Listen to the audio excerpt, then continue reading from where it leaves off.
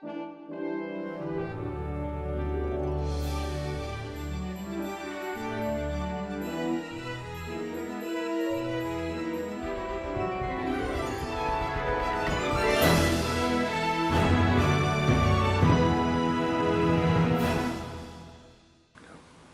Councilman John Moss, and I'm running for re-election as your at-large council member.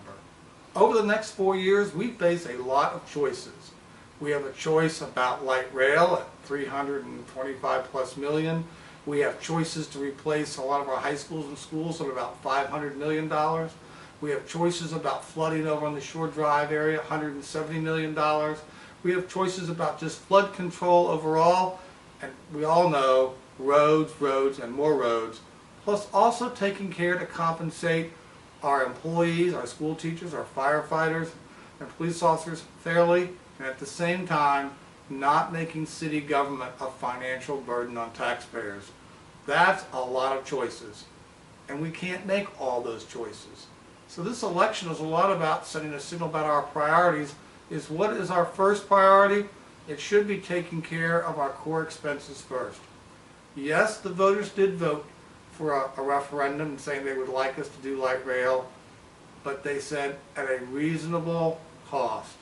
I think we have to ask, is the cost reasonable and is the timing right?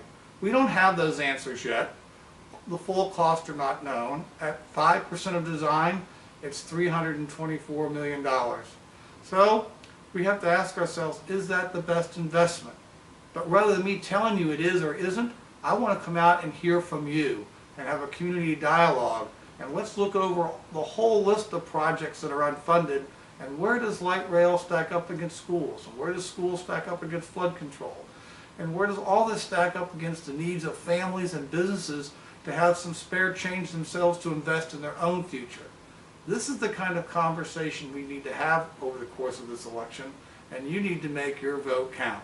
I would hope on November 4th, Election Day, that you would vote for me, John Moss, at large.